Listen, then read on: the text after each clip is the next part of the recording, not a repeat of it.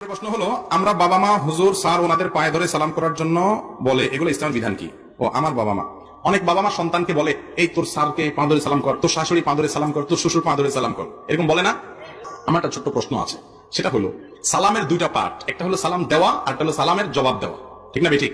কোরআনে আল্লাহ তাআলা বলেছেন ইযা হুয়িতুম বিতাহিয়াতিন ফাহাইয়ু বিআহসানা মিনহা আও রুদ্দুহা। কেউ যদি তোমাকে সালাম দেয়, যতটুকু বলে সে সালাম দেয় তুমি তার চাইতে আরো একটু বাড়ায় বলবা, সে যতটুকু দোয়া দেয় তুমি তার চাইতে একটু বাড়ায় দিবা। এখন মনে করেন আপনি আপনার শ্বশুরের পা ধরে সালাম করলেন, সালাম যদি হয় পা ধরে সালাম করা, তাহলে শ্বশুরের সালামের কি দিতে হবে? জবাব। তাহলে শ্বশুর কি ধরবে?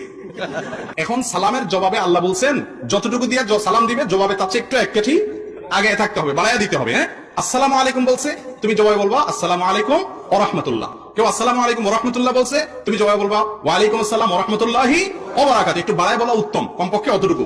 তাহলে এবার আপনি আপনার শ্বশুরকে পা ধরে সালাম দিলেন, শ্বশুরের সালাম দিলে সালামের জবাব দেওয়া লাগে না? তাহলে শ্বশুর কিভাবে জবাব দিবে বলেন? মুরব্বীদের সম্মান জানাইতে হবে, কিন্তু সম্মান